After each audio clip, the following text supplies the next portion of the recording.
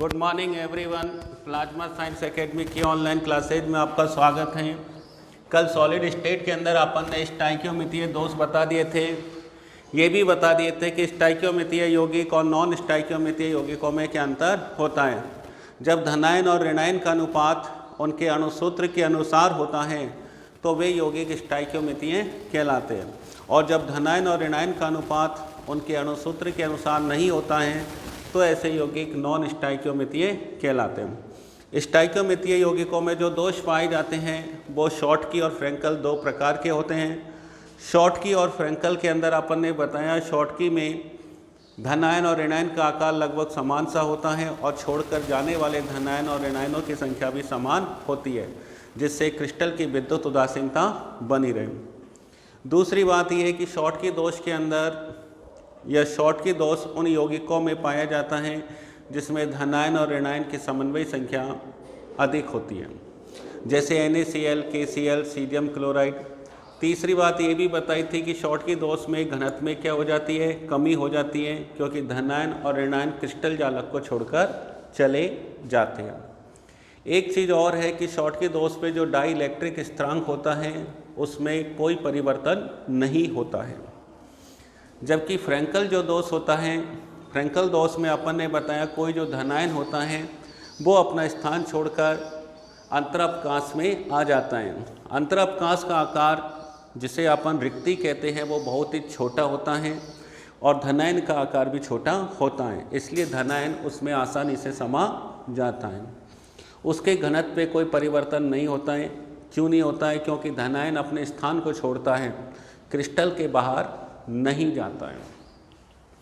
ऐसा करने पर डाइइलेक्ट्रिक स्थिरांक का मान बढ़ जाता है। तो फ्रैंकल दोष में डाइइलेक्ट्रिक स्थिरांक का मान बढ़ जाता है, जबकि शॉर्टकी दोष में डाइइलेक्ट्रिक स्थिरांक अपरिवर्तित रहता है। शॉर्टकी दोष में घनत्व में कमी हो जाती है, फ्रैंकल दोष में घनत्व अपरिवर्तित रहता है। फ्रैंकल दोष उन यौगिकों में पाया जाता है जिसमें समन्वय संख्या कम होती है, AgCl, AgBr, AgI। AgBr एक ऐसा अपवाद है जिसमें शॉर्टकी और फ्रैंकल दोनों प्रकार के दोष पाए जाते हैं। अब आता है नॉन स्टाइकियोमीतीय दोष। तो इसमें अपन ने देखेंगे कि धनायन और ऋणायन का जो अनुपात होता है वो यौगिक के अणुसूत्र के अनुरूप नहीं होता है। तो आप देखिए, नॉन स्टाइकियोमीतीय दोष में ये दो प्रकार के होते हैं। नंबर एक, धनायन का आधिक्य, धनायन का आधिक्य,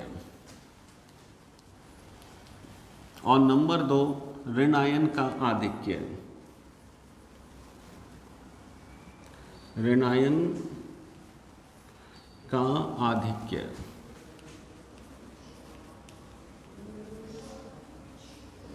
धनायन का आधिक्य और ऋणायन का आधिक्य। तो धनायन के आधिक्य में और ऋणायन के आधिक्य में, जैसा कि नाम से पता चल रहा है, धनायन का आधिक्य मतलब धनायन ज़्यादा होना चाहिए। कैसा होना चाहिए? ज़्यादा होना चाहिए। अब धनायन ज़्यादा कैसे होगा? धनायन ज़्यादा होना चाहिए। धनायन कैसे ज़्यादा हो सकता है? या तो ऋणायन छोड़कर चले जाए तो धनायन की संख्या अपने आप ज़्यादा हो जाएगी, या एक्स्ट्रा धनायन आ जाए। भाई धनायन ज़्यादा दो प्रकार से होता है। जैसे माना क्रिस्टल जालक में 8 धनायन है और 8 ही ऋणायन है। अब मैं चाहूँ कि धनायन की संख्या ज़्यादा हो जाए तो या तो ऋणायन अपना स्थान छोड़कर चला जाए। जैसे 8 में से माना एक ऋणायन अपना स्थान छोड़कर जाता है तो ऋणायन कितने रह जाएंगे? 7, और धनायन कितने हो गए? 8, अर्थात धनायन ज़्यादा हो गए। दूसरा कारण ये हो सकता है, जैसे धनायन और ऋणायन 8 है तो एक एक्स्ट्रा धनायन अंतरावकाश में आ जाए तो धनायनों की संख्या 9 हो जाएगी।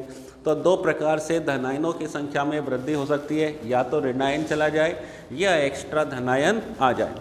तो देखो, धनायन का आधिक्य है तो धनायन का आधिक्य भी दो प्रकार से हो सकता है। एक तो ऋणायन का अभाव, ऋणायन का अभाव मतलब ऋणायन क्रिस्टल जालक को छोड़कर चला जाए। तो देखिए भैया, ऋणायन का अभाव में कैसे होगा? जैसे अपन तो ये ले, ये धनायन, ये ऋणायन, ये धनायन, ये ऋणायन, ये ऋणायन, ये धनायन, ये ऋणायन, ये धनायन, ठीक है। माइनस के नीचे प्लस लिख दो, प्लस के नीचे माइनस।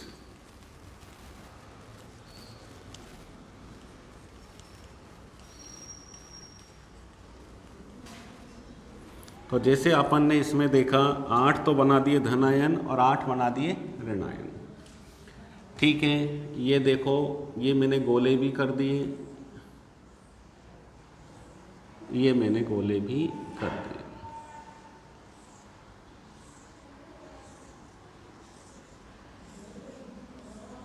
और इनको मैंने जोड़ भी दिया, ये लो जोड़ दिया भैया, ये जोड़ दिया। धनायन और ऋणायन आपस में एक दूसरे से जुड़े हुए रहते हैं।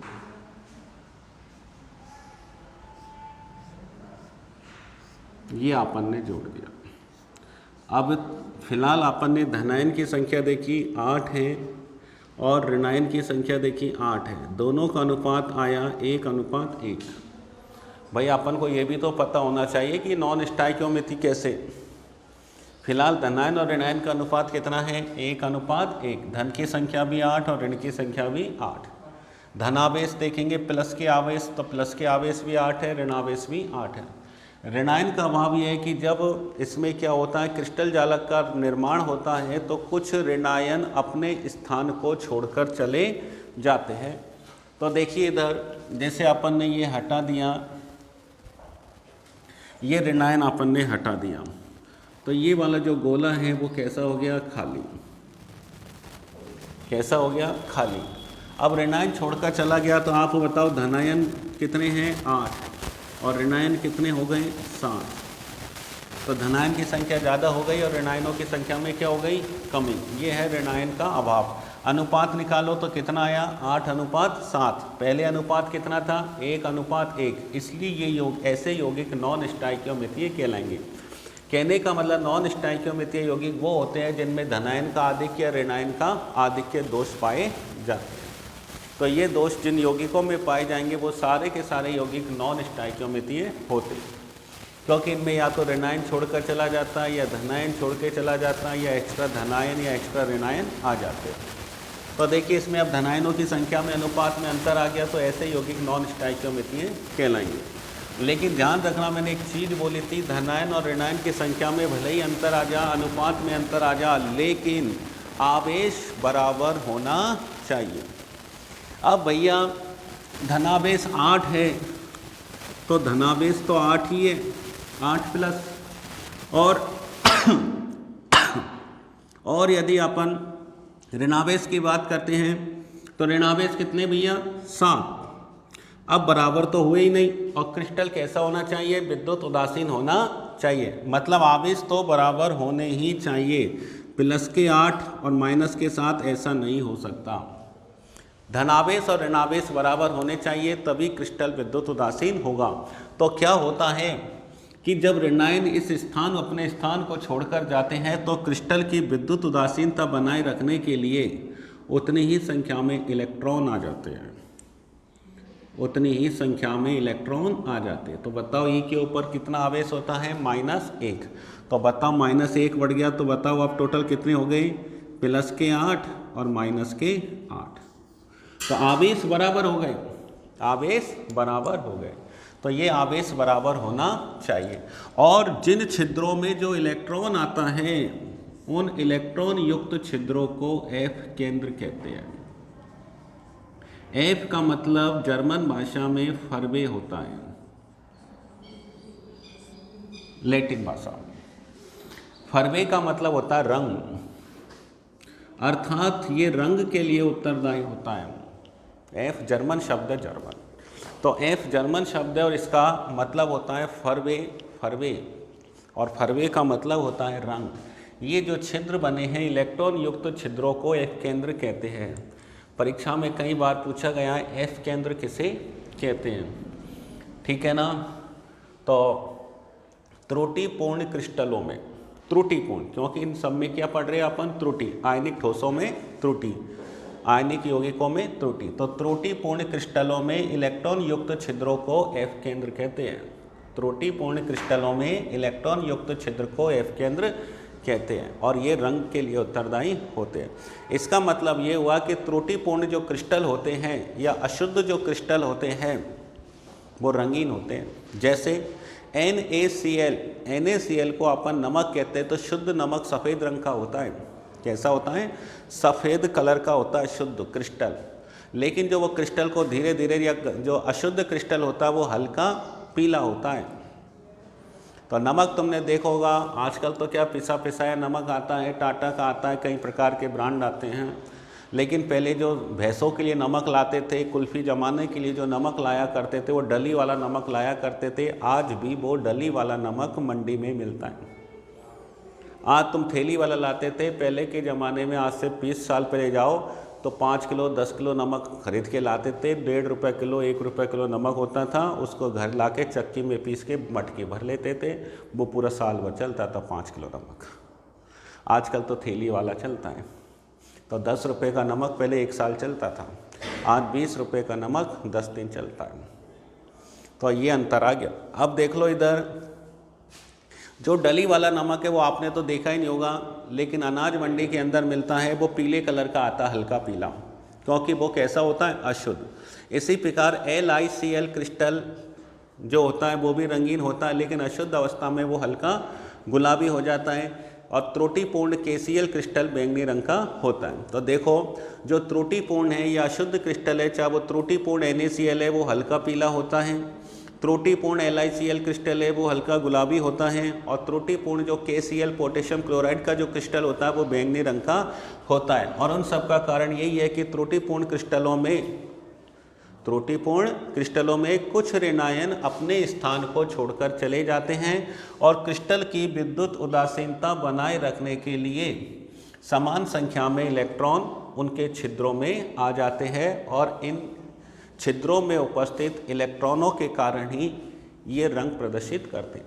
अब सवाल ये, इलेक्ट्रॉनों में ऐसा क्या होता है जो ये रंग प्रदर्शित करते हैं? ये इलेक्ट्रॉन क्या करते हैं कि जब प्रकाश, सूर्य का प्रकाश क्रिस्टल पर गिरता है, तो ये इलेक्ट्रॉन प्रकाश के दृश्य क्षेत्र से ऊर्जा लेकर उत्तेजित हो जाते हैं, और उत्तेजित होकर ये पूरक रंग प्रदर्शित करते हैं। मतलब जिस रंग की तरंग दैर्घ्य को ये अवशोषित करते हैं उसका ये पूरक रंग दर्शाते हैं, और इसीलिए ये इलेक्ट्रॉन रंग प्रदर्शित करते हैं। तो ये हो गया ऋणायन का अभाव। तो आपने देखा नॉन स्टोइकियोमेट्री में धनायन और ऋणायन का अनुपात बदल जाता है, लेकिन आवेश बराबर रहेगा, ये ध्यान रखना। तो ये रहा ऋणायन का अभाव। एग्जाम्पल मैंने बता दिया, त्रुटिपूर्ण NaCl हल्का पीला होता है, त्रुटिपूर्ण LiCl क्रिस्टल हल्का गुलाबी होता है, और त्रुटिपूर्ण KCl पोटेशियम क्लोराइड क्रिस्टल बैंगनी रंग का होता है। दूसरा आता है भैया धनायन का अभाव, और B नंबर आता है। अब भाई धनायन का आधिक्य करना है तो ऋणायन का अभाव करना होगा, तभी धनायन ज़्यादा हो सकता है, या फिर एक्स्ट्रा धनायन आ जाए, अतिरिक्त धनायन की उपस्थिति। अब देखो अतिरिक्त धनायन कैसे आ जाएगा, तो पहले की तरह मैं तुम्हें वही बना देता हूँ। या अपन बात करें A plus B minus, A plus B minus, B minus A plus B minus A plus, A plus B minus A plus B minus, B minus A plus B minus A plus. ठीक है, अब देखो इधर ये मैंने गोले बना दिए।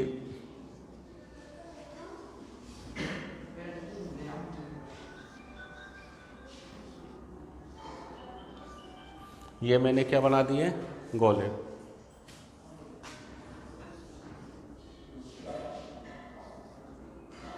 ठीक है, इनको पहले की तरह मैंने जोड़ दिया।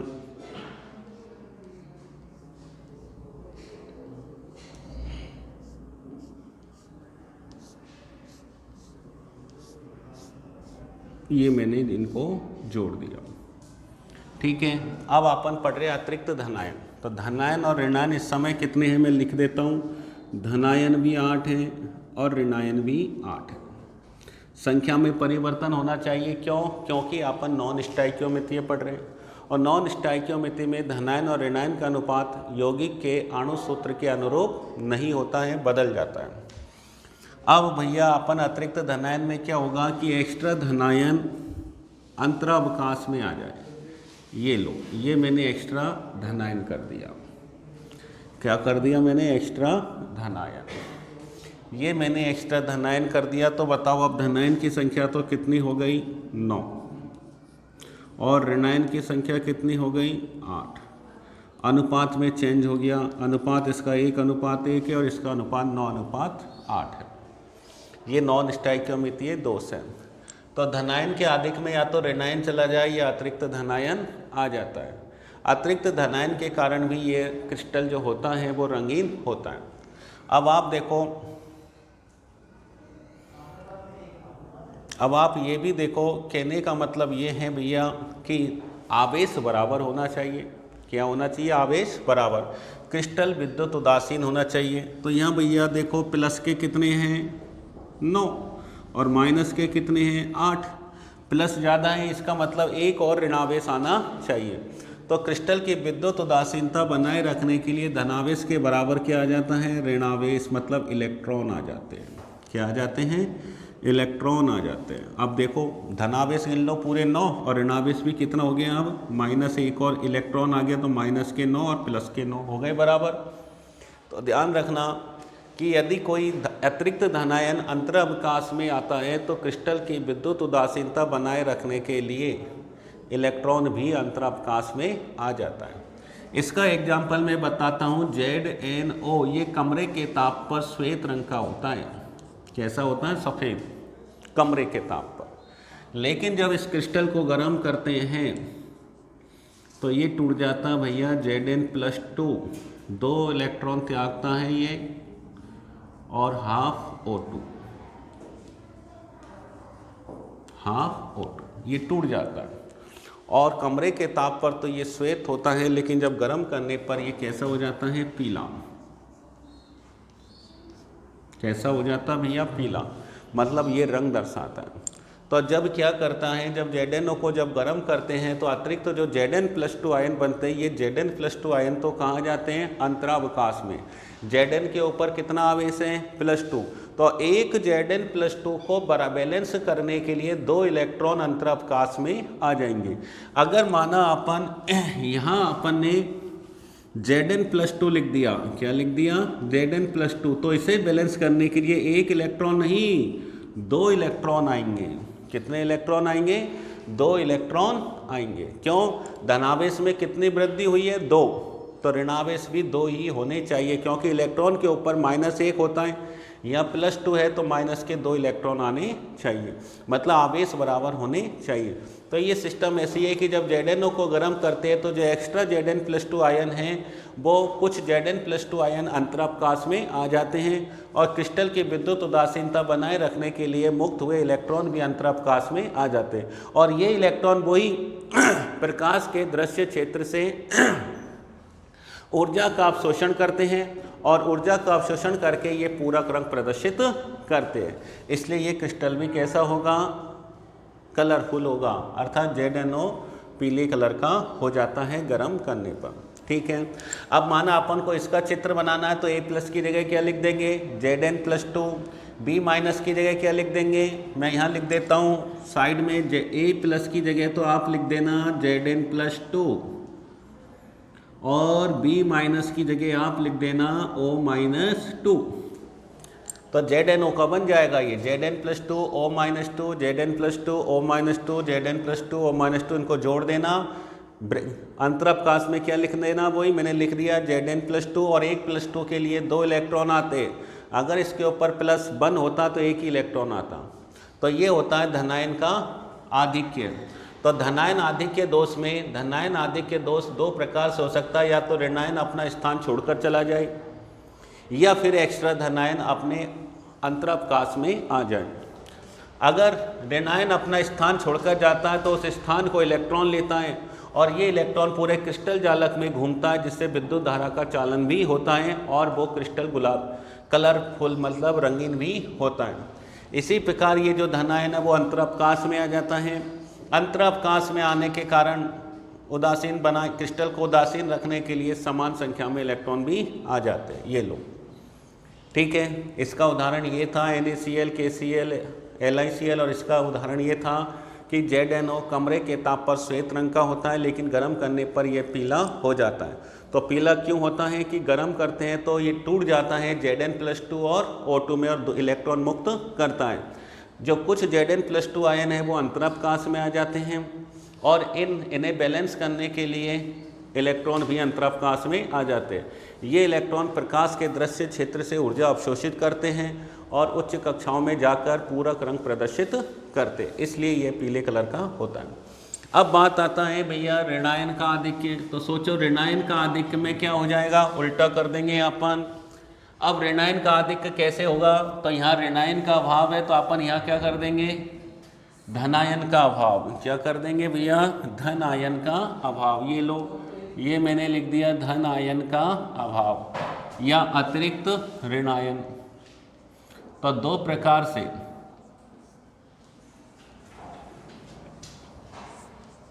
तो ये दो प्रकार से हो सकता है ऋणायन का आधिक्य, या तो धनायन का अभाव हो जाए और यदि धनायन का अभाव हो जाए नहीं तो अतिरिक्त ऋणायन आ जाए या फिर अतिरिक्त ऋणायन आ जाए। तो देखो मैं दोनों ही बता रहा हूँ।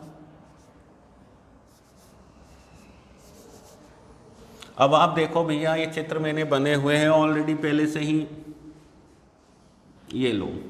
इसमें वही शुरू में मैंने धनायन 8 और ऋणायन भी 8 बनाए। अब मैंने बोला धनायन का अभाव, इसका मतलब कोई ना कोई धनायन अपने स्थान को छोड़कर चला जाएगा। ठीक है, अब जैसे माना मैं ये ऋणायन था, यहाँ पर मैं लिख देता हूँ ऋणायन, ये ऋणायन। ठीक है, अब देखो भैया जाएगा कौन छोड़कर, धनायन। अब माना कोई धनायन छोड़कर चला गया, जैसे माना ये धनायन छोड़कर चला गया ये धनायन छोड़कर। अब बोलो धनायन की संख्या कितनी रह गई, 7, और ऋणायन की संख्या कितनी हो गई, 8। अब धनायन की संख्या 7 है और ऋणायन की संख्या कितनी रह गई, 8। अनुपात बदल गया, तो ये भी नॉन स्टाइकियोमेट्री दोष है। लेकिन मैंने बोला अनुपात बदल जाए लेकिन धनावेश और ऋणावेश बराबर होने चाहिए। ऋणावेश 8 है और धनावेश 7 है, तो एक धन आना चाहिए। अब तो धन क्या करेगा, तो अगर ऐसा दोष है, अगर धनायन छोड़कर जाता है तो निकटवर्ती जो धन आयन है वो अपनी ऑक्सीडेशन नंबर में वृद्धि कर लेगा। ये लो, अपनी ऑक्सीडेशन नंबर में वृद्धि कर लेगा। तो देखो भैया ये अपनी ऑक्सीडेशन नंबर में वृद्धि कर लेगा A+2। तो अब बोलो +1 बढ़ गई तो +1 वही हो गई +8 और -8 बढ़ा ली। तो देखो संख्या में तो कमी हो गई लेकिन आवेश कैसे हो गई, बराबर। इसका मतलब ये हुआ कि A+ जो है वो +1 भी दर्शाता है और +2 भी दर्शाता है।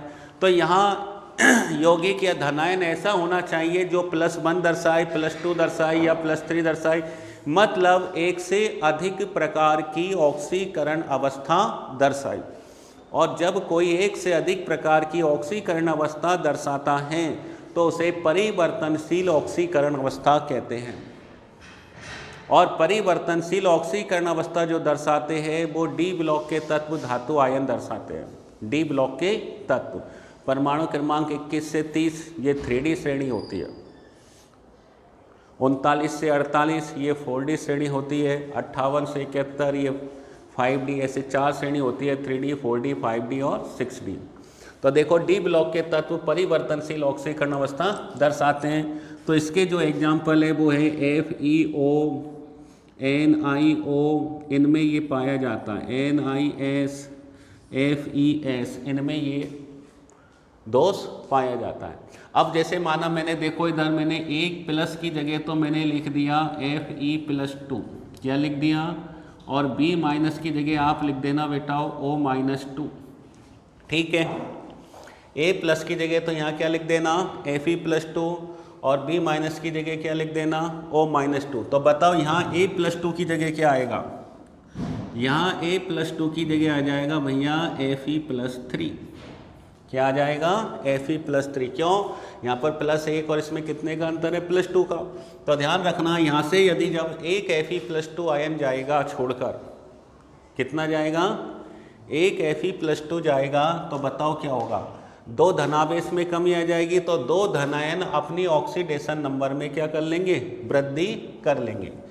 जैसे चलो इसी का बना देता हूँ मैं Fe का, क्योंकि इसमें Fe+2 आ रहा है तो मैं यहाँ देख लेना, जैसे मैंने लिख दिया Fe+2 O-2 Fe+2 और O-2, ये O-2, ये Fe+2, ये O-2 और ये Fe+2, Fe+2 O-2 Fe+2 O-2, O-2 Fe+2 O-2 और ये Fe+2। ठीक है, तो आप ये देखो कि माना एक Fe+2 आयन छोड़कर जाता है यहाँ यदि कोई एक Fe+2 आयन छोड़कर जाता है तो ये ध्यान रखना +2 में कमी हुई है। किसने में कमी हुई है? +2 में। तो दो Fe+3 जो आयन हैं वो अपनी ऑक्सीडेशन नंबर में वृद्धि करेंगे।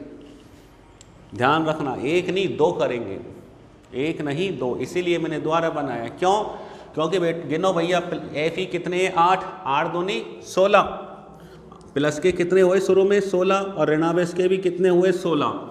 अगर एक Fe छोड़कर जाता है तो प्लस के कितने बन गए? 14, और माइनस के कितने रह गए? 16। माइनस के तो सेम है, एक Fe के ऊपर +2 है तो निकटवर्ती जो धनायन है वो एक ये बढ़ा लेगा और एक ये बढ़ा लेगा, तो धनावेश भी कितने हो जाएंगे? पूरे 16, धनावेश भी पूरे 16। तो ध्यान रखना, ये जो दोष पाया जाता है वो इनके अंदर पाया जाता है FeO, NiO, NiS, FeS, ठीक है, Fe3O4 इनमें भी पाया जाता है Fe3O4। देखो Fe3O4 में तुम Fe का ऑक्सीडेशन नंबर निकालोगे तो कैसे निकालोगे बताओ? इसका अपन ने 3x मान लिया, ऑक्सीजन का -2, तो 4 दूनी 8, तो x बराबर कितना आया? 8/3। ऑक्सीडेशन नंबर कभी पॉइंटों में नहीं आता है, इसका आंसर 8/3 सही है।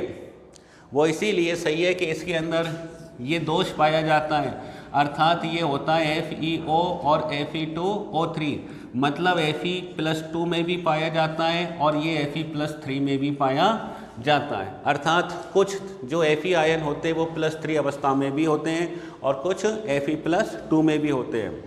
तो ये ऐसे होता है। अब अपन तो एवरेज ही निकालते हैं, तो एवरेज का आंसर 8/3 इसका सही है। परीक्षा में कई बार पूछ लिया गया Fe3O4 में Fe का ऑक्सीडेशन नंबर कितना होता है, तो 8/3 ही सही है। लेकिन सोचो कोई 8/3 इलेक्ट्रॉन त्याग सकता है क्या? कोई बच्चा छोटा और वो सीनियर क्लास में कहेंगे तो उसको आधा पेपर देंगे, नहीं इसको तो आधा ही काउंट करो। छोटा हो चाहे बड़ा, संख्या में जब काउंट तो एक ही होता है, संख्या में काउंट एक ही होता है। तो ध्यान रखना, इलेक्ट्रॉन आधे पौन ऐसे नहीं जाते, वो तो संख्या में पूरे जाते हैं। तो इसीलिए इनमें ये दोष पाया जाता है, Fe3O4 है, FeO है, Ni है।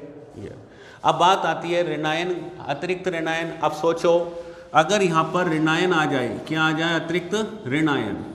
अतिरिक्त ऋणायन यदि यहाँ पर आ जाए तो सुनो, ऐसा भी हो सकता है कि भाई कुछ अतिरिक्त ऋणायन आ जाए, और यदि ऐसा हुआ, पहली बात तो आज तक ऐसा कोई क्रिस्टल ही नहीं मिला जिसमें अतिरिक्त ऋणायन मिला। क्यों? क्योंकि ऋणायन का आकार बड़ा होता है और इस अंतरावकाश का आकार छोटा होता है, इसलिए ये जो ऋणायन है वो इस छिद्री या रिक्ति या अंतरावकाश में नहीं पाया जाता है, अर्थात ये जो दोष है वो नहीं पाया जाता है। तो ध्यान रखना, ये तुम्हारे नॉन स्टाइकियोमेट्री दोष कंप्लीट होते गए। इसके बाद में आता है अब अशुद्धता दोष। अशुद्धता दोष, स्क्रीनशॉट ले लेना आप। हाँ, तो अब देखिए तीसरा नंबर आता है अशुद्धता दोष।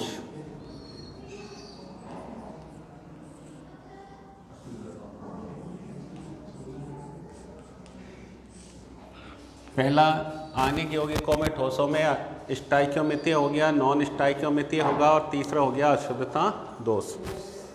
अशुद्धता दोष का मतलब है कि इसमें किसी अन्य पदार्थ की या अन्य यौगिक की या अन्य आयनिक क्रिस्टल की अशुद्धि मिलाई जाती है। तो अशुद्धता दोष में क्या होता है कि जब किसी एक क्रिस्टल में दूसरे पदार्थ की थोड़ी सी मात्रा की अशुद्धि मिला दी जाती है तो उत्पन्न दोष अशुद्धता दोष कहलाता है। जैसे अपन AgCl में यदि कैडमियम क्लोराइड की अशुद्धि मिला दे या KCl में SrCl2 की अशुद्धि मिला दे, ठीक है ना। जरूरी नहीं है कि AgCl में CdCl2 की मिलाए या फिर स्ट्रांसियम क्लोराइड की मिला दे, किसी की भी मिला दे। इसमें क्या होता है कि इसमें Ag धनायन की बात करें तो इसमें Ag के ऊपर +1 है और इसके ऊपर +1 है, कैडमियम के ऊपर +2 है और Sr के ऊपर +2 है। मतलब एक धनायन के अंदर एक संयोजी धनायन में द्विसंयोजी धनायन की अशुद्धि मिलानी पड़ती है, ये याद रखना। अशुद्धता दोष में एक संयोजी धनायन में द्विसंयोजी धनायन की अशुद्धि मिलानी होती है।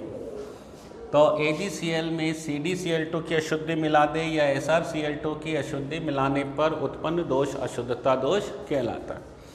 अब जैसे मैं आपको बताऊं, ये देखो Ag+ है तो मैंने ये लिख दिया Ag+, Cl के ऊपर माइनस होता है, Ag के ऊपर प्लस होता है और Cl के ऊपर माइनस होता है। Cl minus Ag+,